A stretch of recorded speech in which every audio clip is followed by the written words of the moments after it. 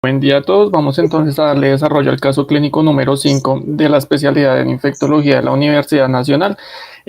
Para hoy entonces tenemos el caso de una paciente femenina de 34 años, natural y procedente de San José del Guaviare. Ella consulta inicialmente por estar amarilla y estar decaída. Es un cuadro clínico de 3 días de evolución consistente en astenia, adinamia, hiporexia, náusea, ictericia, dolor abdominal de predominio en mi abdomen superior y fiebre cuantificada hasta 38.4 grados. Ella niega diarrea o algún otro tipo de alteración del hábito intestinal. Tiene como antecedentes importantes lupus diagnosticado aproximadamente 2 meses antes del motivo de consulta actual. Durante esa hospitalización también se diagnosticó un síndrome de Guillain-Barré que tuvo una recuperación parcial, quedó con algunas secuelas para su deambulación y tiene también el antecedente de diabetes mellitus tipo 1 desde los 14 años, que viene siendo manejado con insulina, glargina y glulicina, y por el diagnóstico de lupus de 2 meses antes está en manejo con azatioprina. A la revisión por sistemas tiene cierta limitación para las actividades de la vida diaria, niega diaforesis nocturna, niega síntomas a nivel cardiopulmonar y niega síntomas urinarios. Al examen físico de ingreso se encuentra con ictericia generalizada, tiene dolor a la palpación en el hipocondrio derecho y en el mesogastrio. Llama la atención el hallazgo de un soplo sistólico en foco aórtico y hallazgos a nivel neurológico en las extremidades, inicialmente atribuidos a su antecedente reciente del síndrome de Guillain-Barré, y llama la atención también al ingreso la presencia de taquicardia, una temperatura de 38.1 e hipoxemia. En el sitio inicial de atención se le hacen unos paraclínicos iniciales con evidencia de leucocitosis y neutrofilia, anemia e hiperbilirrubinemia. A expensas de la directa le realizan una imagen, una ecografía a nivel abdominal, en el que reportan un colédoco dilatado e inician proceso de remisión para estudios adicionales. Antes de la remisión, entonces, por el hallazgo de la hemoglobina, deciden hacer transfusión, consideraron un diagnóstico de colangitis e inician manejo con ampicilina sulbactam. En el sitio de remisión consideran entonces ampliar los estudios con una colangioresonancia. En esa colangioresonancia se encuentran entonces abscesos renales bilaterales y un absceso hepático del segmento 6, sin evidencia de alteraciones de la vía biliar. Encontraron también ascitis y un derrame pleural bilateral escaso. Teniendo en cuenta entonces estos hallazgos en la colangioresonancia, se decide hacer un drenaje de las lesiones, de la lesión a nivel hepático y de las lesiones a nivel renal. Esos drenajes o el producto de esos drenajes se envía para estudio microbiológico, después de lo cual se obtiene aislamiento de una Klebsiella pneumoniae resistente a carbapenémicos, con lo que se decide iniciar tratamiento con ceftazidimia y bactam. Dentro, digamos, de las características microbiológicas y también lo que se reportó en el laboratorio, se obtienen o se evidencia en las características del cultivo, esto que vemos acá en la imagen, que es una muestra del cultivo de nuestra paciente, en donde se ve que, digamos, al separar la tapa pues, del plato del agar, se forman unas cuerdas, digamos, de una característica viscosa de más de 5 milímetros. Con eso y teniendo en cuenta el cuadro clínico, se considera una Klebsiella pneumoniae de patrón hipervirulento, y teniendo en cuenta eso, el tema para revisar hoy son las infecciones por esta cepa específica de Klebsiella pneumoniae. En cuanto a las generalidades, la Klebsiella pneumoniae pues, es un bacilo gram negativo, no móvil, encapsulado, que hace parte de la familia de las Enterobacteriaceae. Dentro de las muchas características que tiene, se ha descrito como una bacteria con gran capacidad de adquirir resistencia, y por eso está incluida dentro de un grupo de microorganismos que se denomina ESCAPE, que incluye al Enterococcus faecium, al Staphyloaureus, la Klebsiella, el Acinetobacter baumannii, la Pseudomonas aeruginosa y las diferentes especies de Enterobacter. Y lo que, digamos, une a estas bacterias en este grupo es la gran facilidad que tienen para adquirir elementos de resistencia, principalmente a través de la transferencia pues, de estos elementos móviles como plásmidos y otros elementos de transferencia. Los estudios han mostrado que hasta el 40% de los pacientes pueden tener, digamos, como parte de su microbiota normal, la Klebsiella pneumoniae, que es importante también tenerlo en cuenta para la fisiopatología de las infecciones por este tipo de Klebsiella. Cuando se hacen, digamos, estudios a nivel genético para, digamos, una mejor clasificación de la Klebsiella pneumoniae, se ha encontrado entonces por las diferencias en estos análisis genéticos que la podemos dividir en tres, digamos, subespecies. Una es la Klebsiella pneumoniae como tal, la Klebsiella quasi-pneumoniae y la Klebsiella varicola. Y dentro de esas entonces también por algunas características clínicas y ya algunas características genéticas que vamos a mencionar más adelante, podemos, digamos, dividir a la Klebsiella pneumoniae en la Klebsiella pneumoniae clásica y en la Klebsiella pneumoniae hipervirulenta, que es el tema que vamos a tratar hoy. Aquí en este cuadro la idea es, pues, digamos, hacer una comparación de los aspectos más importantes respecto a la Klebsiella clásica y la Klebsiella hipervirulenta. La Klebsiella clásica entonces está más descrita como fuente de infección de infecciones asociadas al cuidado de la salud en pacientes con algún tipo de inmunosupresión. No se le ha descrito una predilección por alguna etnia o alguna raza. Cuando este tipo de Klebsiella produce absceso hepático, usualmente suele ser en contexto de una alteración de la vía biliar o del tracto gastrointestinal y suele ser una infección usualmente pues localizada a nivel pues hepático cuando da este cuadro, o digamos que como máximo se asocia sobre todo a bacteremia según lo descrito en la literatura. Y también tener en cuenta que cuando genera abscesos, también es más frecuente en este, digamos, fenotipo clásico que sea una infección polimicrobiana. Entonces, en paralelo, pues la Klebsiella hipervirulenta está mucho más descrita como causa de infección adquirida en la comunidad, afecta a pacientes de todas las edades, incluso se describe más en pacientes jóvenes que en pacientes ancianos, y en general los pacientes son sanos, aunque pues sí hay, digamos, descrito también la predominancia sobre todo o la existencia de diabetes mellitus. Se ha propuesto que tenga alguna predilección por los pacientes de descendencia asiática, sin embargo, pues también se plantea, digamos, cierto sesgo por la mayor prevalencia o la mayor descripción de los casos por esta infección en esta parte del mundo, y digamos que no hay ningún estudio que haya encontrado algún haplotipo o algún polimorfismo que aumente el riesgo de infecciones por este tipo de bacteria en esta población. Cuando genera absceso hepático, usualmente lo da en contexto de una vía biliar sin alteraciones y sin alteración del tracto gastrointestinal. Suele haber compromiso de múltiples órganos cuando se dan este tipo de infecciones, y digamos, como parte no esperada hacer el paralelo con la Klebsiella pneumoniae clásica, la hipervirulenta se suele asociar a complicaciones con compromiso ocular, de sistema nervioso central, de piel y tejidos blandos, y abscesos en otros órganos de la cavidad abdominal. En cuanto a la historia de esta Klebsiella pneumoniae hipervirulenta, fue reportada por primera vez en 1986 en Tailandia, digamos, en un reporte que agrupaba 7 pacientes, en donde pues habían tenido pues caso de absceso hepático pues sin ningún antecedente de vía biliar, y en los que les llamó la atención que también tenían concomitantemente endoftalmitis séptica. También algunos de estos pacientes tenían meningitis, neumonía y absceso prostático como parte de su compromiso infeccioso.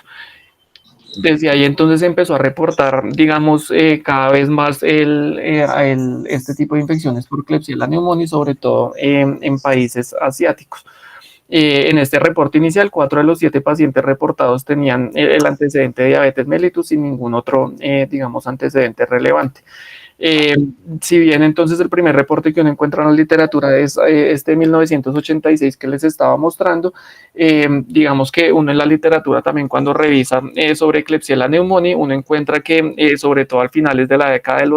de 1880, digamos, hacía referencia a esta bacteria como el bacilo de Friedlander.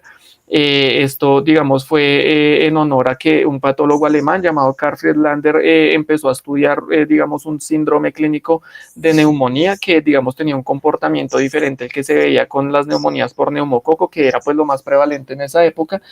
pero pues él se empezó a dar cuenta que estos casos,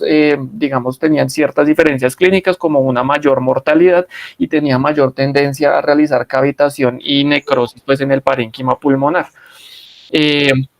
también se dio cuenta que el 60% de estos casos eran asociados a bacteremia y ya hay ciertos reportes de una característica fenotípica de hipermucoviscosidad. Lo que se reporta es, por ejemplo, que los pacientes que tenían infección del sistema nervioso central, cuando se les hacía la punción lumbar y se sacaba el estilete, quedaba, digamos, un filamento viscoso al sacar el estilete.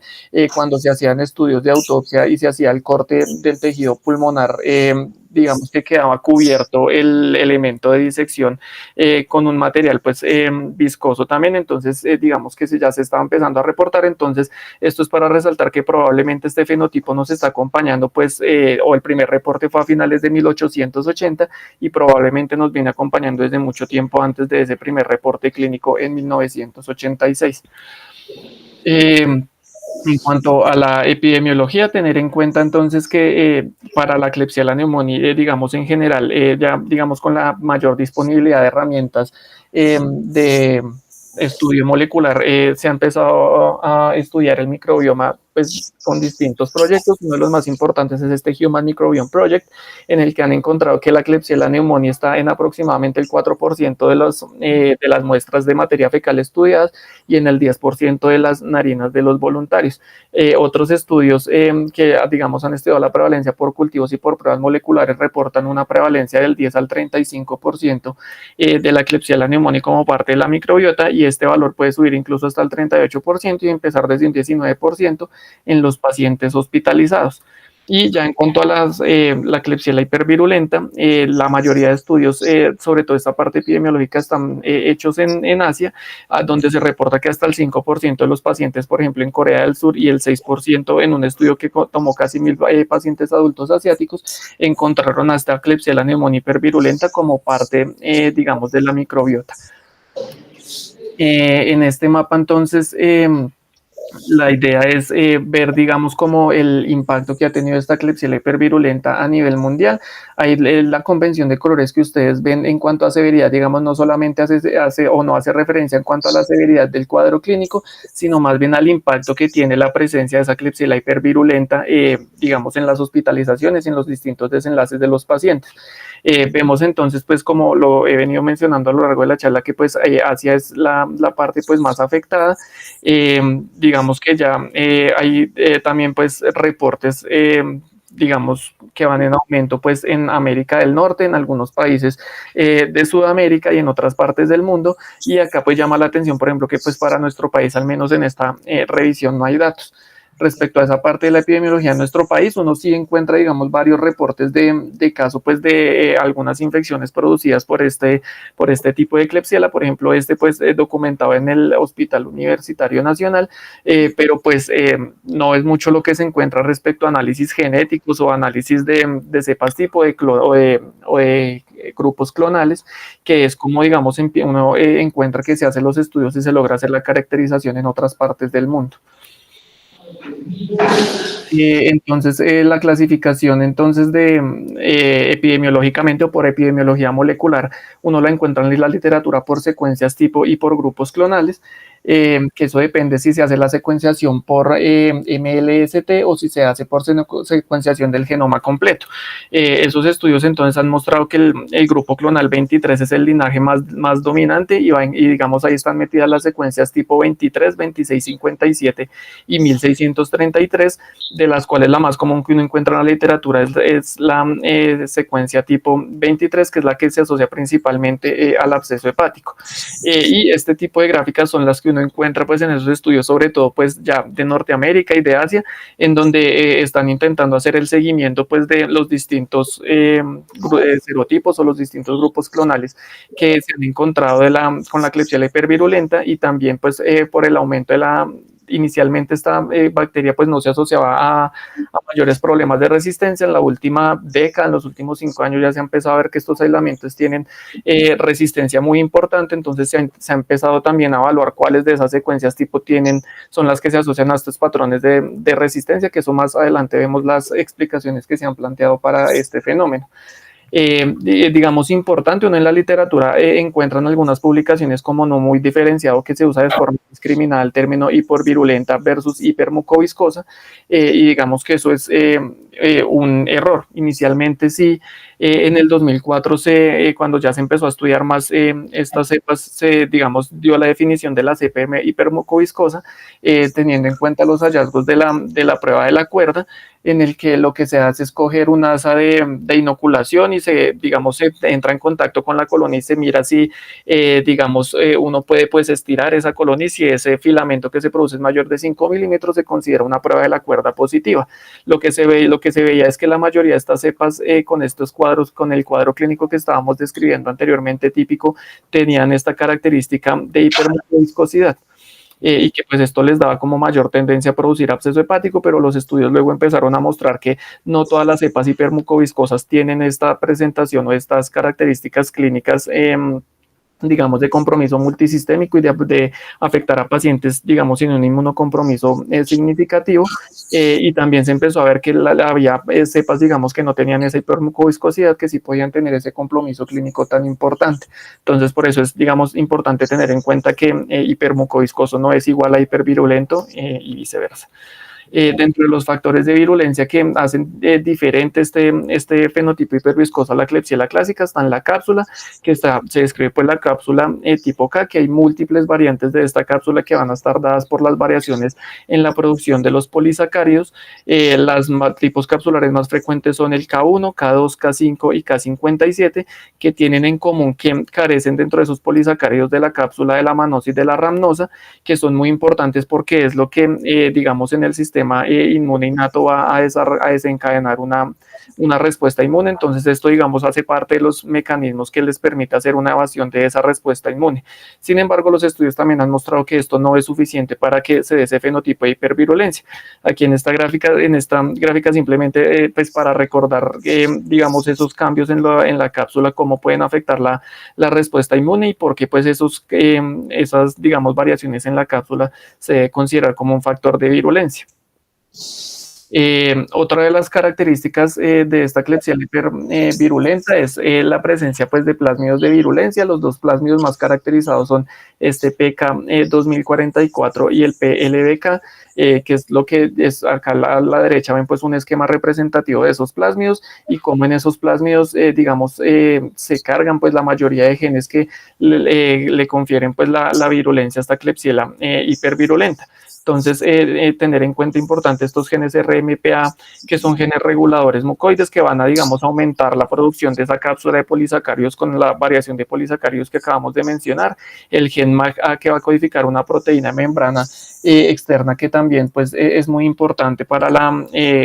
síntesis de esos polisacáridos de la cápsula, y el gen PEC344 que codifica para una proteína de transporte interno que está implicada en el transporte de aminoácidos, de metabolitos y algunos fosfatos de azúcar, y que también pues en los estudios se ha visto que cuando se, digamos, hace de lesión de este gen se afecta pues de forma considerable la virulencia. Dentro de los otros factores de virulencia están descritos los sideróforos. Los sideróforos son pequeñas moléculas que se sintetizan en la bacteria y que luego van a ser exportadas al medio extracelular y que tienen como objetivo atrapar el hierro. Sabemos que el hierro es un mineral clave pues, para el metabolismo celular en células mamíferas y en las bacterias, y digamos que cuando hay algún fenómeno de infección, nuestro sistema inmune también tiene ciertas alteraciones en ese metabolismo del hierro que hoy en día se conoce como inmunidad nutricional, que lo que buscan esos mecanismos es quitarle la disponibilidad del hierro a nivel extracelular y en la circulación para que las bacterias no lo puedan utilizar y pues no puedan, digamos, crecer y proliferar. Como entonces mecanismo de compensación o como buscando combatir esto, las bacterias entonces producen estos sideróforos que, digamos, tienen mucha afinidad por las moléculas del hierro. De las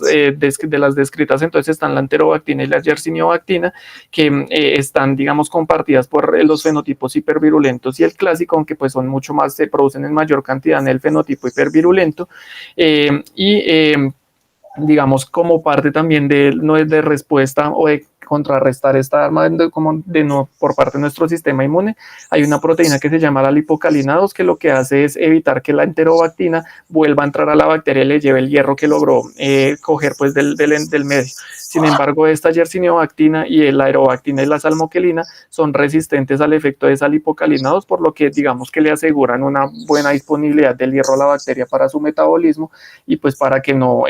sea afectada por esa inmunidad nutricional. Otros factores descritos es la colibactina, que es una toxina que daña el ADN y altera el ciclo celular y se ha implicado en la capacidad de invasión intestinal y en la diseminación a otros órganos. Estas bacterias también tienen una gran capacidad de formar biofilm y pues la resistencia bacteriana, que digamos se le ha atribuido como a dos vías de convergencia, básicamente se explica por la transferencia de plásmidos con esos genes de resistencia desde los fenotipos clásicos a estos fenotipos hipervirulentos, y esta convergencia también explica que haya Klebsiella pneumoniae clásicas que por ejemplo, tengan ese patrón de hipermucoviscosidad, pero que no tengan la virulencia, es decir, solo se transfieren pues los genes que le dan como esa cápsula viscosa, pero no los otros genes que estábamos viendo que les dan la virulencia. Clínicamente, entonces, pues los síntomas son inespecíficos y van a depender pues del órgano en el que esté comprometido. Como lo más frecuente es que absceso abdominal, pues los síntomas más descritos son fiebre, escalofrío, dolor abdominal, náuseas y vómito. Como lo hemos mencionado, suele empezar a afectar a pacientes jóvenes e inmunocompetentes, y las infecciones asociadas son más severas que las que produce la Klebsiella pneumoniae clásica. Hay varios síndromes clínicos, el principal nuevamente es el absceso hepático, también puede haber bacteremia, neumonía, endoftalmitis, con infección del sistema nervioso central e infecciones graves de tejidos blandos, incluso también la osteomielitis está descrita. Este estudio se los traigo como, digamos, para mostrar algunos predictores de que una infección por Klebsiella pneumoniae sea hipervirulenta. Esto fue una revisión sistemática que fue con una búsqueda que se hizo hasta marzo del 2022. Encontraron 11 estudios observacionales para un total de 1.392 pacientes con infección por Klebsiella pneumoniae, y de esos 1.392 casos, el 42% eran por la Klebsiella pneumoniae hipervirulenta. Los investigadores entonces encontraron como predictores, uno, el hecho de tener diabetes mellitus, que tiene un HR de 2.61 para tener un fenotipo hiperviscoso como la causa, y esto otro que ven acá es la presencia de bacteremia. Fueron las dos cosas que ellos, perdón, no de bacteremia, sino de absceso hepático. Esto es diabetes mellitus y esto es absceso hepático. Fueron las dos cosas que dieron diferencia estadísticamente significativa. Dentro de otros factores de riesgo, entonces, pues la diabetes, más allá de que aumenta el riesgo de que uno tenga la Klebsiella hipervirulenta, aumenta el riesgo sobre todo de presentación con endoftalmitis y con fascitis necrosante. La mayoría de casos pues están descritos en hombres, digamos lo más bajito que sea el 55%, hay estudios que describen incluso hasta un 70% con compromiso en el sexo masculino. La deficiencia de inmunoglobulinas también está descrita sobre todo en el caso IgG2, con una asociación con la diseminación de estas infecciones. El uso de amoxicilina y de ampicilina o de inhibidores de la bomba de protones también está descrito como factor de riesgo y si eso se le ha atribuido pues al compromiso que tiene el uso de estos medicamentos en el microbioma. Y el tratamiento también de las varices esofágicas está descrito en algunos artículos, sobre todo como predisponente para endoftalmitis e infección del sistema nervioso central. Estos son sobre todo de reportes de ASI, pues no está muy claro si de verdad pues el procedimiento per se es lo que da el factor de riesgo, o es digamos algo que se confunde pues por la mayor prevalencia en esta parte del mundo de las infecciones por este fenotipo. Para el diagnóstico hay varias pruebas que podemos hacer. Esta es la que, digamos, la más conocida, que es la prueba de la cuerda, que como vemos acá y como ya lo había explicado, se toma una asa de inoculación que tiene que entrar en contacto con la colonia en el agar, que lo ideal es que sea una colonia fresca, es decir, que lleve pues máximo 24 horas de incubación, y digamos que se forme este filamento que ven acá, que este filamento tiene que ser mayor de 5 milímetros, que es lo que da pues una prueba positiva para el fenotipo de alta viscosidad. Están descritos otros diagnósticos. Esto es un modelo de infección en larvas de Galeria melonela. Digamos que es muy atractivo porque dentro de la temperatura a la que funciona normalmente esta larva es de 37 grados, lo cual pues es la misma temperatura a la que funcionamos nosotros, y eso digamos le da la facilidad de que los fenómenos que se vean pues sean digamos un poquito más extrapolables a lo que se puede ver. Este modelo lo que hace entonces es que se le inocula una cierta cantidad de unidades formadoras de colonias a la larva y se miran pues pues la evolución que tiene. Digamos, estos estudios sobre todo han servido para mirar que esta Klebsiella tiene mucha más... es más virulenta pues que la Klebsiella clásica por el tiempo en el que produce la muerte de las larvas, que es hasta 3 días más temprano en estos modelos. Hay también descritas pruebas de sideróforos, pues también por esa, como lo veíamos en las diapositivas anteriores, por esa mayor concentración de estas proteínas en la Klebsiella hipervirulenta, y esto, digamos, funciona por, digamos, por cultivos que van a tener unos cambios cromatográficos, como lo vemos acá en esta gráfica. Entonces, la idea es que si hay producción o si hay una alta concentración de estos sideróforos, va a haber entonces, esta es la gráfica de los sideróforos, va a haber entonces un cambio en la coloración que va a pasar de azul a naranja, es lo que vemos acá.